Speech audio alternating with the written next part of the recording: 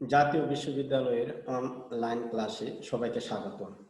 করোনাকালীন শিক্ষা কার্যক্রম চলমান রাখার স্বার্থে জাতীয় বিশ্ববিদ্যালয়ের উদ্যোগে অনলাইন ক্লাসে সংযুক্ত হতে পেরে আমি আনন্দিত। সবাইকে স্বাস্থ্যবিধি মেনে চলার আহ্বান জানাচ্ছি। বিষয় পদার্থবিজ্ঞান, programme BSc honours, course code 242709, কোর্সের নাম সিরায়ত তড়িৎ গতিবিদ্যা, লেকচার নম্বর 5, লেকচারের শিরোনাম ম্যাক্সওয়েলস ইকুয়েশন। আমি নেপাল চন্দ্র রায়, সহকারী অধ্যাপক পদার্থবিদ্যা, কারমাইকেল কলেজ, রংপুর। আজকের বিষয় বিশেষ করে চতুর্থ বর্ষ অনার্স শিক্ষার্থী ও ছাত্রছাত্রী, তোমাদের সকলকে শুভেচ্ছা ও শুভকামনা।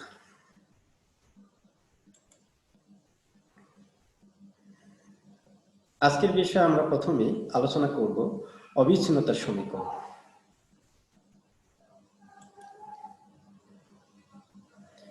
কোন পরিবাহকের মধ্য দিয়ে সুষম তড়িৎ প্রবাহিত হলেও পরিবাহকের একক প্রস্থচ্ছেদের ক্ষেত্রফলের মধ্য দিয়ে চার্জ প্রবাহের হার পরিবাহীর দৈর্ঘ্য বরাবর বিভিন্ন বিন্দুতে বিভিন্ন হতে পারে। তাই তড়িৎ প্রবাহের পরিবর্তে সংশ্লিষ্ট সমস্যার ক্ষেত্রে প্রবাহ ঘনত্বকে গুরুত্বের সাথে বিবেচনা করা হয়। মনে করি পরিবাহকের মধ্য দিয়ে আই মাত্রার তড়িৎ প্রবাহিত হচ্ছে, যার পৃষ্ঠতলের ক্ষেত্রফল এস কর্তৃক আবদ্ধ আয়তন ভি। কোন ক্ষেত্র উপাদান ডিএ এর মধ্য দিয়ে কোন বিন্দু পিতে প্রবাহ ঘনত্ব যে হলে আমরা পাই আই সমান পৃষ্ঠ সমাকলন জে ডট ডিএ।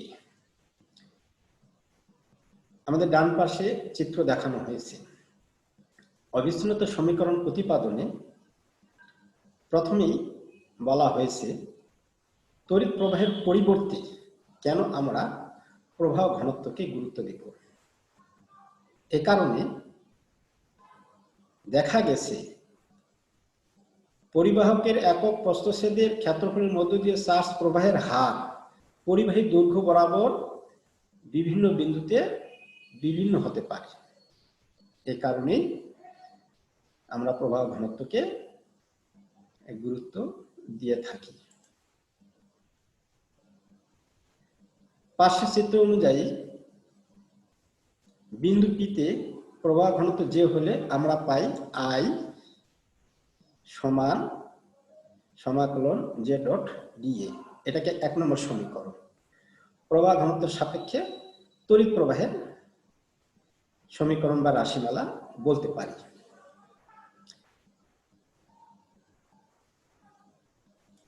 যেটা আমাদের 1 নম্বর সমীকরণে দেখানো হয়েছে।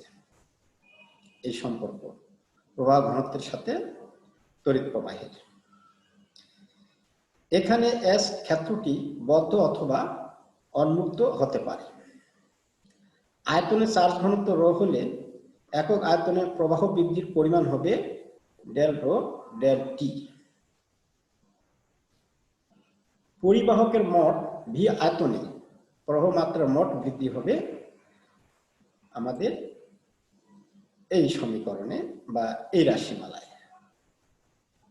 তাহলে পরিবাহকে প্রবাহ মাত্রার মোট বৃদ্ধি এই রাশিমালা।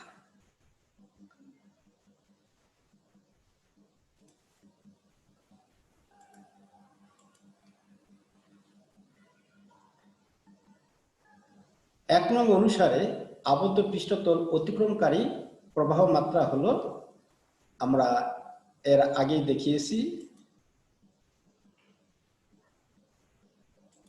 1 নম্বর সমীকরণে অতিক্রমকারী প্রবাহ মাত্রা এই মানটা।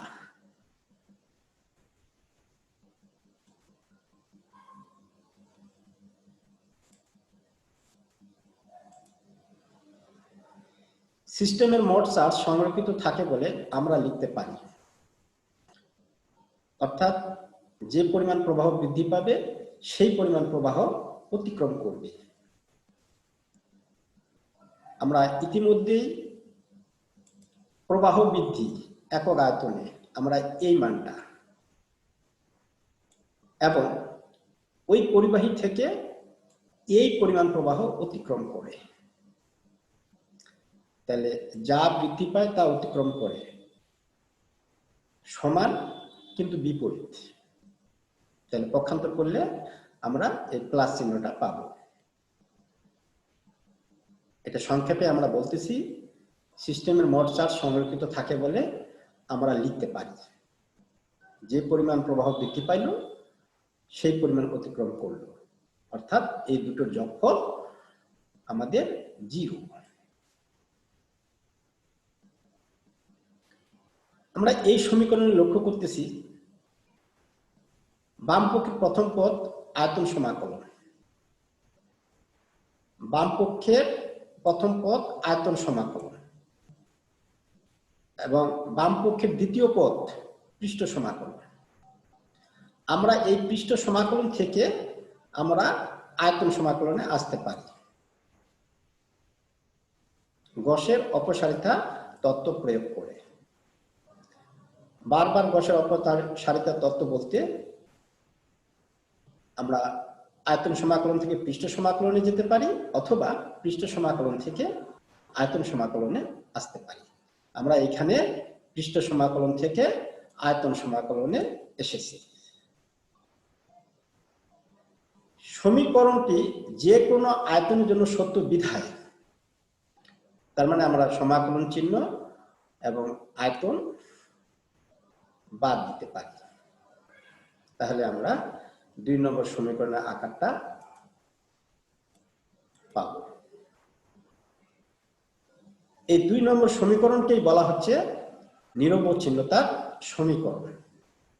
তাই বলা হয়েছে এটাই নিরবচ্ছিন্নতার সমীকরণ যা কোন পরিবাহকের মধ্য দিয়ে চার্জ প্রবাহের সংরক্ষণশীলতা নির্দেশ করে। এই কথার অর্থ যত পরিমাণে চার্জ আসে তত পরিমাণে চলে যায়, আসা এবং যাওয়ার পরিমাণটা একই, তাকে আমরা চার্জ প্রবাহের সংরক্ষণশীলতা বলে থাকি। স্থিতি অবস্থায় পরিবাহকের সর্বত্র চার্জ ঘনত্ব একই হবে, সেক্ষেত্রে আমাদের স্থিতি অবস্থায় চার্জ ঘনত্ব একই, তার মানে সময়ের সাপেক্ষে চার্জ ঘনত্বের কোনো পরিবর্তন নেই। গাণিতিকভাবে ব্যবকলনে তার মান 0 এবং 2 নং সমীকরণ দ্বারায় ∇Z is equal to 0। এই সমীকরণ হতে দেখা যায় স্থির প্রবাহ বজায় থাকলে পরিবাহকের অভ্যন্তরে কোথাও চার্জ পঞ্জীভূত হতে পারে না। এর অর্থ হলো পরিবাহকের কোনো প্রান্ত দিয়ে যে পরিমাণ চার্জ প্রবেশ করে অপর প্রান্ত দিয়ে সেই পরিমাণ চার্জ নির্গত হয়। আমরা 3 নম্বর সমীকরণের ব্যাখ্যায় সংক্ষেপে বলতে পারি যে পরিমাণ চার্জ আসে সেই পরিমাণ চার্জ চলে যায়। সংক্ষেপে এই অর্থ।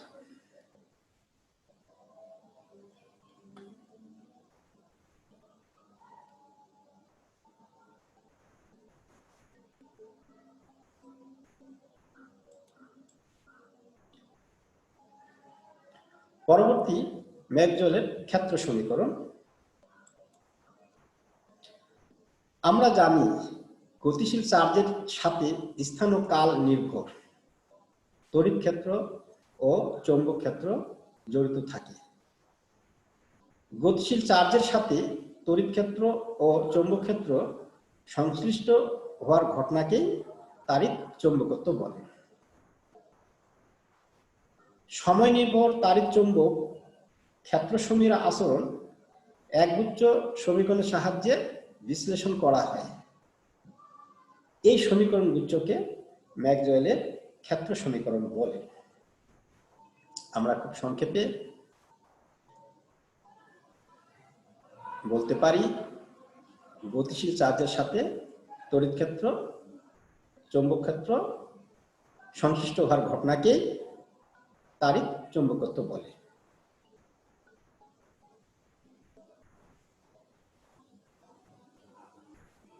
তাড়িৎ চৌম্বক ক্ষেত্রসমূহের আচরণ একগুচ্ছ সমীকরণের সাহায্যে বিশ্লেষণ করা হয়। এই সমীকরণে এখন আমরা প্রতিপাদন করব। যা ম্যাক্সওয়েলের ক্ষেত্র সমীকরণ বলে। প্রথম সমীকরণ ডাইভ ডি সমান রো। আমরা জানি পরাবৈদ্যুতিক মাধ্যমে মোট চার্জ হবে মুক্ত চার্জ কিউ এবং মেরুবর্তী চার্জ কিউপি এর সমষ্টি। পরাবৈদ্যুতিক মাধ্যমে দুই প্রকারের চার্জ সৃষ্টি হয়, মুক্ত চার্জ, মূলত আমরা চার্জ পাই মেরুবর্তী চার্জ। অতএব পরাবৈদ্যুতিক মাধ্যমে দুই প্রকারের চার্জের সমষ্টি। স্থির তড়িৎ এর ক্ষেত্রে গসের সূত্র হতে পায়। স্থির তড়িৎ এর ক্ষেত্রে গসের সূত্র হতে পায়। আমরা গসের সূত্র জানি, তড়িৎ ক্ষেত্র ভেক্টর এর তল সমাকলন বলতে এই মানটা। তোমরা নিশ্চয়ই বারবার গসের সূত্র শুনে এসেছো, আমরা বর্ণনা করেছি যে তড়িৎ ক্ষেত্র ভেক্টর এর পৃষ্ঠ সমাকলন মোট চার্জের 1/ε0 গুণ এর সমান। এটাই হলো আমাদের গসের সূত্র।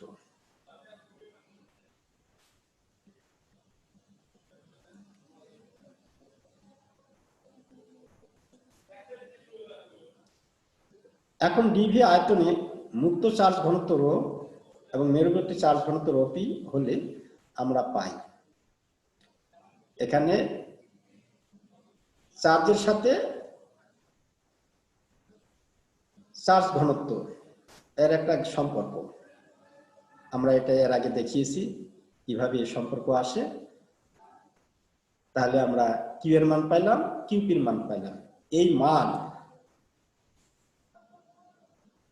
আমরা 1 নম্বর সমীকরণে বসিয়ে দিয়েছি। তাহলে 1 নং হতে পাই। বাম পক্ষ যা আছে আমরা সেটাই রেখেছি। এখানে আমরা কিউ এর জায়গায় এবং কিউপির জায়গায় মান বসিয়ে কমন নিয়ে দেখিয়েছি।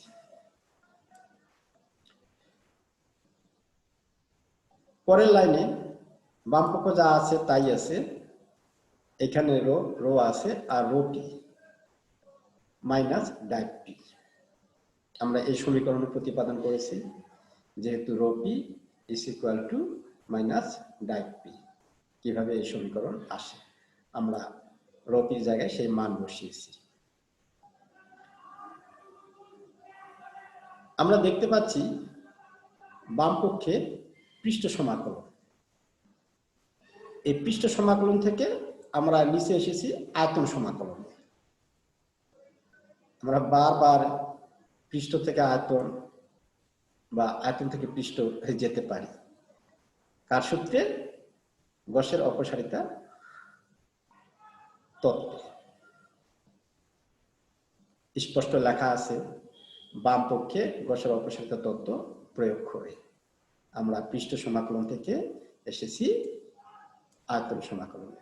অবশ্যই আমরা এই পরিবর্তন বুঝতে পারছি প্রিয় শিক্ষার্থী। ডান দিক যা আছে অপরিবর্তিতই আছে।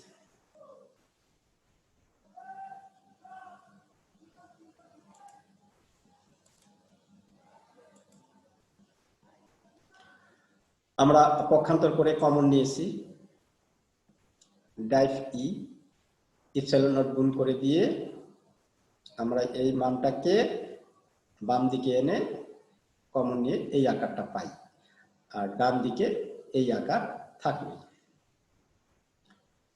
তড়িৎ সরণ ভেক্টর ডি সমান epsilon not E plus P. এটা আমাদের একটা সম্পর্কের সমীকরণ। ডি এর সাথে ই এবং পি এর আমরা ঠিক এই জায়গায় আমরা সেই মানটা বসিয়ে দিয়েছি। আমরা এই জায়গায় মান বসিয়ে দিয়েছি ডি, আগে থেকে ডিভি এবং ডান দিক যা আছে তাই থাকলো। আয়তন উৎপাদন স্বেচ্ছাধীন বিধায়, এটার অর্থ আমরা ইতিমধ্যে বুঝে গেছি।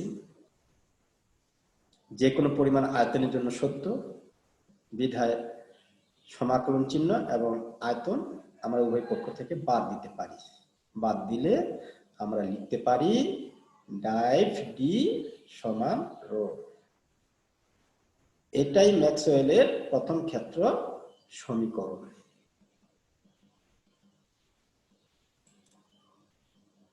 আমরা প্রথম ম্যাক্সওয়েলের ক্ষেত্র সমীকরণ প্রতিপাদন করলাম।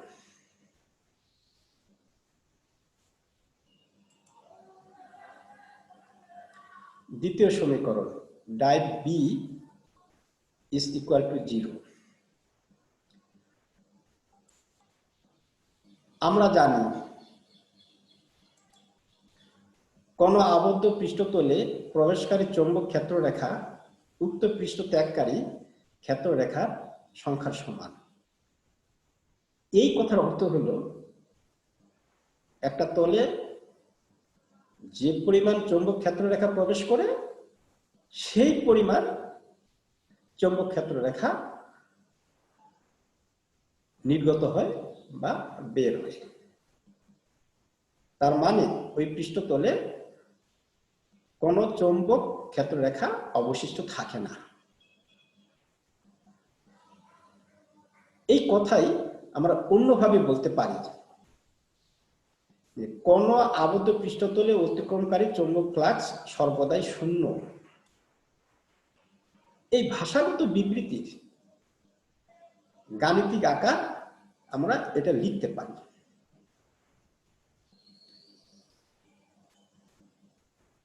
উপরে যে ভাষাগত বিবৃতি তার গাণিতিক আকার আমরা এটা লিখতে পারি।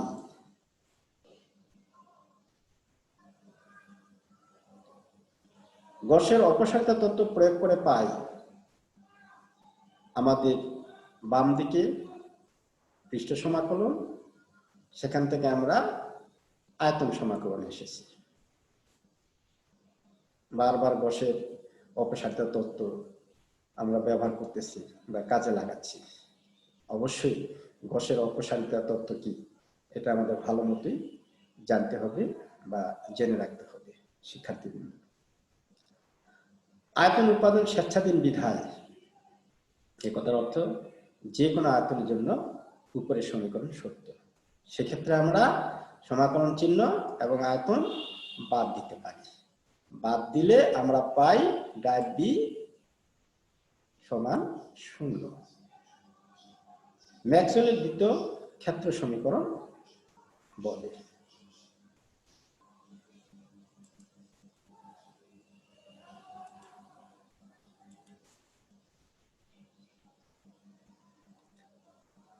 ম্যাক্সওয়েলের তৃতীয় ক্ষেত্র সমীকরণ, অর্থাৎ আমরা প্রমাণ করব curl E is equal to minus del B by del T. এটাই হলো ম্যাক্সওয়েলের তৃতীয় ক্ষেত্র সমীকরণ। এই সমীকরণ প্রতিপাদনে ফ্যারাডের সূত্র, ফ্যারাডের সূত্রানুসারে কোন আবদ্ধ লুপে আবিষ্ট ইএমএফ ইলেকট্রোমোটিভ ফোর্স ই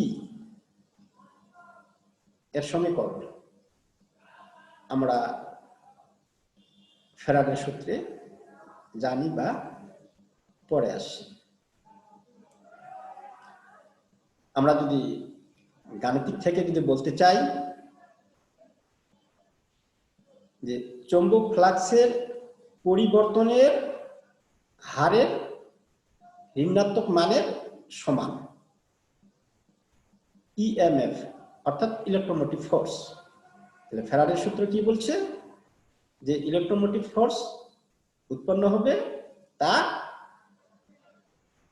চৌম্বক ফ্লাক্সের পরিবর্তনের হারের ঋণাত্মক মানের সমান।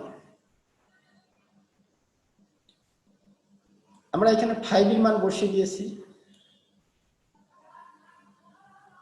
কারণ চৌম্বক ফ্লাক্স ফাইভি চৌম্বক ক্ষেত্রের পৃষ্ঠ সমাকলনের সমান এবং এস লুপের পৃষ্ঠতল।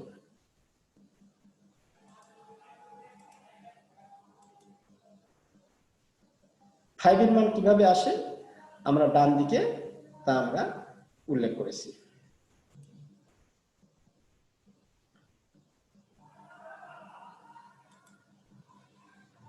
এখন একক ধন চার্জকে সম্পূর্ণ লুপ ঘুরিয়ে আনতে ক্রিয়াশীল কাজই হলো ইএমএফ ই।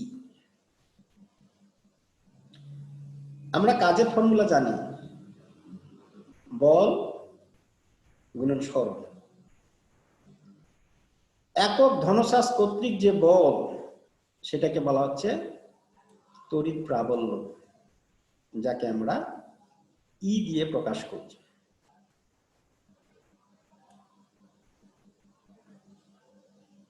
তাহলে একক ধনচার্জ কর্তৃক যে বল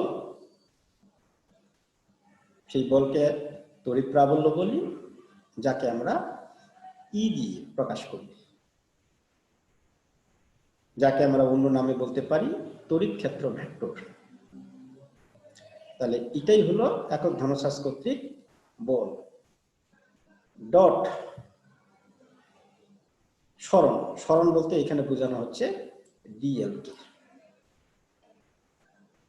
এবং মোট কাজের জন্য আমরা নিয়েছি এই সমাকলন চিহ্ন।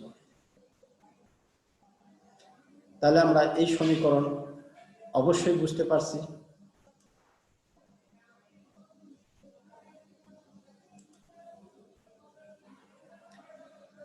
তাহলে 1 এবং 2 নম্বর সমীকরণ থেকে আমরা ইলেকট্রোমোটিভ ফোর্স এর রাশিমালা পাইলাম। অবশ্যই 1 ও 2 নং হতে পাই, দুটোই আমাদের ইলেকট্রোমোটিভ ফোর্স আমাদের নির্দেশ করে।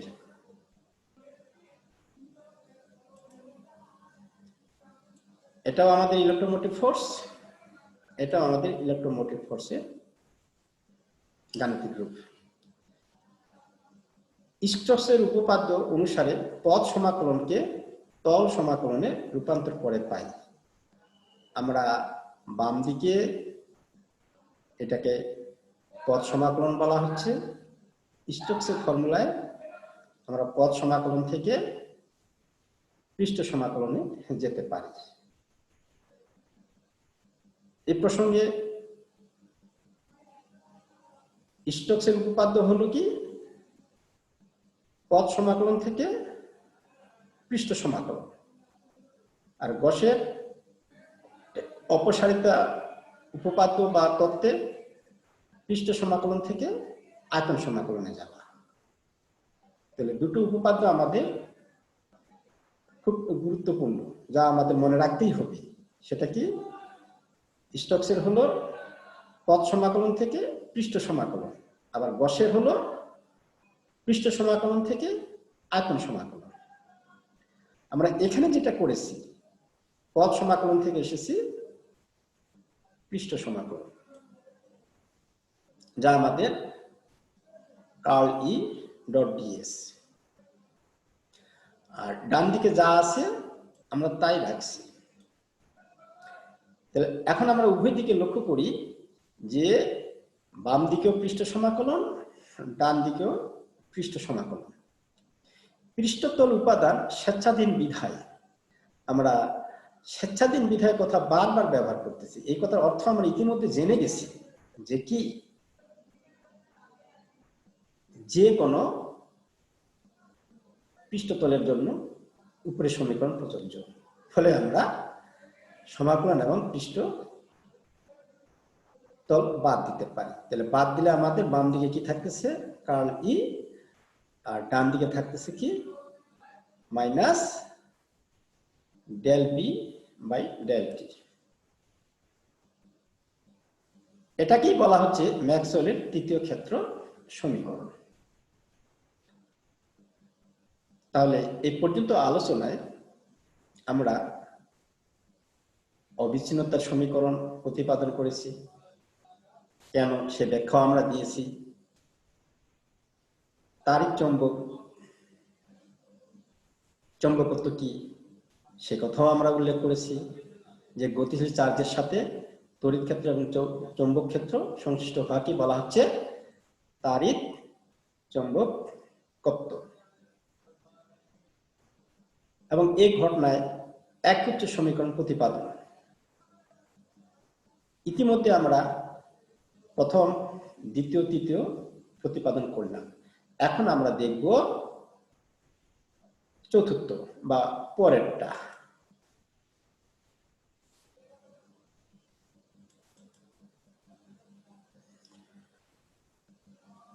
পরের সমীকরণের আকার curl S is equal to J plus del D by del টি।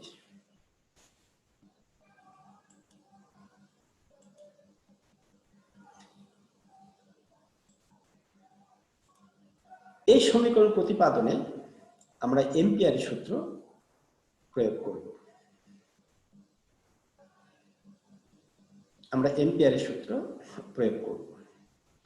এম্পিয়ারের সূত্র হলো, আমরা যদি সূত্রটা বলতে চাই যে কোন বদ্ধ পথের উপর চৌম্বক ক্ষেত্রের রৈখিক সমাকলন,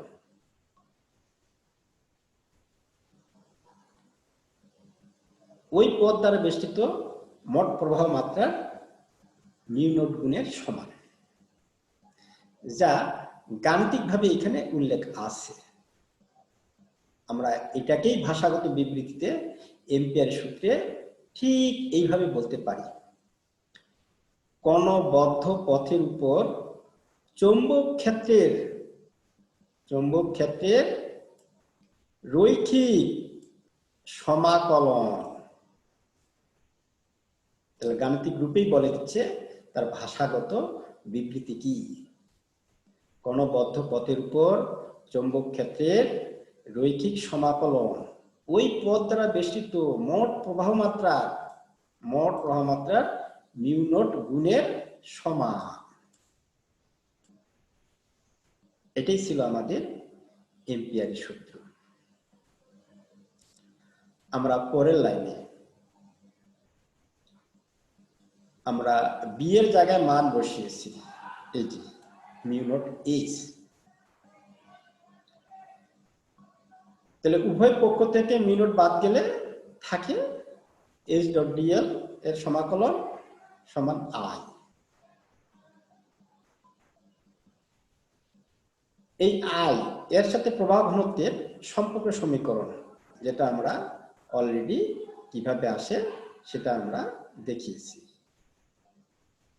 যে প্রবাহ মাত্রার সাথে প্রবাহ ঘনত্বের সম্পর্ক সমীকরণ, আমরা সেই মানটা এখানে বসিয়ে দিয়েছি।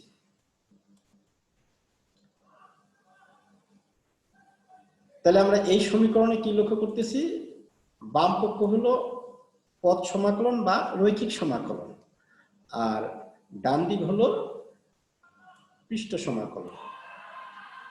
আমরা উভয় পক্ষে একই সমাকলনে আসব, তাই এখানে পথ সমাকলনকে পৃষ্ঠ সমাকলনে আসা হয়েছে। কার উপপাদ্য প্রয়োগ করে? স্টোকসের উপপাদ্য প্রয়োগ করে, যেটা স্পষ্ট লেখা আছে যে বাম পক্ষে স্টোকসের উপপাদ্য প্রয়োগ করে পথ সমাকলন থেকে আসা হয়েছে পৃষ্ঠ সমাকলনে, ডান দিক যা আছে তাই। তল উপাদান স্বেচ্ছাধীন বিধায়, তার মানে যে কোনো পরিমাণ তলের জন্য উপরের সমীকরণ প্রযোজ্য, এটা বুঝায়। এটার গাণিতিক অর্থ হলো সমাকলন এবং তল, এটাকে আমরা বাদ দিতে পারি। তাহলে বাদ দিলে আমরা কি পাই? কার্ল এস সমান জি। এই সম্পর্ক শুধুমাত্র সুষম সংবৃত্ত প্রবাহের জন্য প্রযোজ্য, অর্থাৎ যেখানে তড়িৎ ক্ষেত্রের কোনো পরিবর্তন হবে না বা তড়িৎ প্রবাহের কোনো পরিবর্তন হবে না, তার ক্ষেত্রে এই সমীকরণ প্রযোজ্য।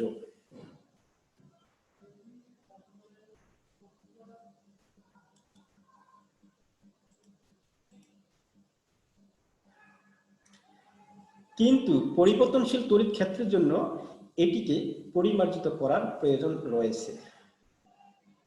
তাহলে আমরা 1 নম্বর যে সমীকরণটা পাইলাম, এটা পরিবর্তনশীল তড়িৎ ক্ষেত্রের জন্য না, অপরিবর্তনশীল তড়িৎ ক্ষেত্রের জন্য। আর যদি তড়িৎ ক্ষেত্র পরিবর্তন হয় তাহলে 1 নম্বর সমীকরণ প্রযোজ্য হবে না। কেন হবে না? আমাদের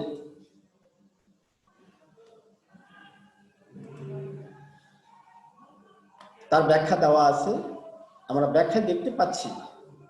আমরা এটা আমাদের জানা শর্ত। কোন ভেক্টর ক্ষেত্রের কার্লের ডাইভারজেন্স এর মানটা 0, এটা আমাদের একটা জানা সম্পর্ক। এই মানটা যদি 0 হয় তাহলে 1 নম্বর সমীকরণের ডান দিকে তার ডাইভ যে এটাও 0 হবে। এটা জানা সম্পর্ক। কোন ভেক্টর ক্ষেত্রের কার্লের ডাইভারজেন্স এর মান 0, তাহলে 1 নম্বর সমীকরণের ডাইভ যে এর মান 0 হবে। যা অবিচ্ছিন্নতার সমীকরণ, আমরা শুরুতেই অবিচ্ছিন্নতার সমীকরণ প্রতিপাদন করেছি, সেখানে ডাইভ এর মান শর্ত সাপেক্ষে 0, শর্ত ছাড়া div J is equal to minus del rho del T এর পরিপন্থী।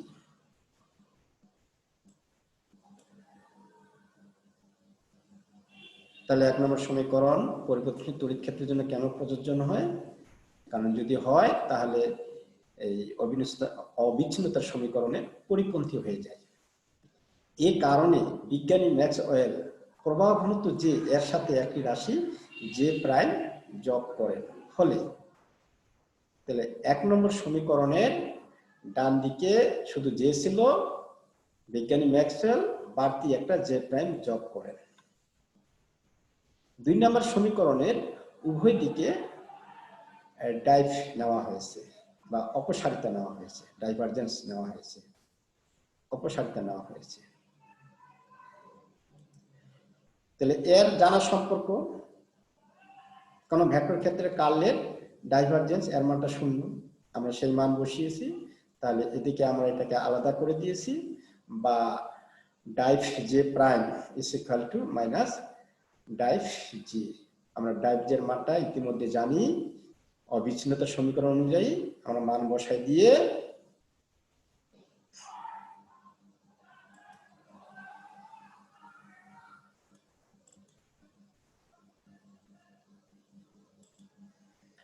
আমরা পাইলাম div J prime del rho del T. কিন্তু আমরা জানি রো সমান ডাইভ টি। এটা ম্যাক্সওয়েলের প্রথম ক্ষেত্র সমীকরণ ছিল যা আমরা প্রতিপাদন করেছি। ম্যাক্সওয়েলের প্রথম ক্ষেত্র সমীকরণ ছিল যা আমরা প্রতিপাদন করেছি। তাহলে উপরের সমীকরণে আমরা ডান দিকে রো এর মান বসিয়ে দিয়েছি। ডেলটাকে আমরা বাইরে নিয়ে আসি। কেন? টি এর কখনোই ডেল অপেক্ষক নয়। তার মানে টি এর উপর সময়ের উপর ডেল নির্ভরশীল না। ফলে এটাকে আমরা বাইরে লিখতে পারি। তাহলে ডি নির্ভরশীল, তাহলে আমরা ডিটাকে যুক্ত করেছি টি এর সাথে। তাহলে এই সমীকরণ উভয় পক্ষ থেকে ডেল ডট বাদ দিলে জে প্রাইমের মান পাই আমরা ডেল ডি ডেল টি। তাহলে 2 নং হতে পাই ম্যাক্সওয়েল যে অতিরিক্ত জে প্রাইম যোগ করেছিল তার মানটা আমরা বের করলাম। সেই মানটা বসায় দিলে সমীকরণের আকারটা আমরা এটা পাই। এই সমীকরণের সম্পর্ককে বলা হচ্ছে ম্যাক্সওয়েলের চতুর্থ ক্ষেত্র সমীকরণ। ম্যাক্সওয়েলের চতুর্থ ক্ষেত্র সমীকরণ। তাহলে শিক্ষার্থীবৃন্দ, আমরা এই লেকচারে বা আজকের আলোচনায় আমরা কি কি বিষয় অবগত হলাম? আমরা প্রথমেই অবিচ্ছিন্নতার সমীকরণ প্রতিপাদন করেছি, সেখানে তড়িৎ প্রবাহের পরিবর্তে প্রবাহ ঘনত্বকে গুরুত্ব দেওয়া হয়েছে। পরের অংশে তাড়িৎ চৌম্বকত্ব কি আমরা সংক্ষেপে জেনেছি। গতিশীল চার্জের সাথে তড়িৎ ক্ষেত্র ও চৌম্বক ক্ষেত্র সংশ্লিষ্ট হওয়ার ঘটনাকে বলা হচ্ছে তাড়িৎ চৌম্বকত্ব, এবং একগুচ্ছ সমীকরণ এর সাথে জড়িত। এই সমীকরণে প্রথম সমীকরণ ছিল ডাইভ ডি সমান রো, অর্থাৎ del dot D is equal to rho. দ্বিতীয় সমীকরণ div B is equal to 0।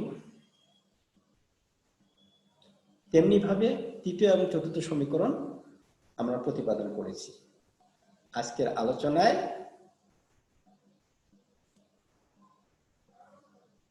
আমাদের এ পর্যন্তই।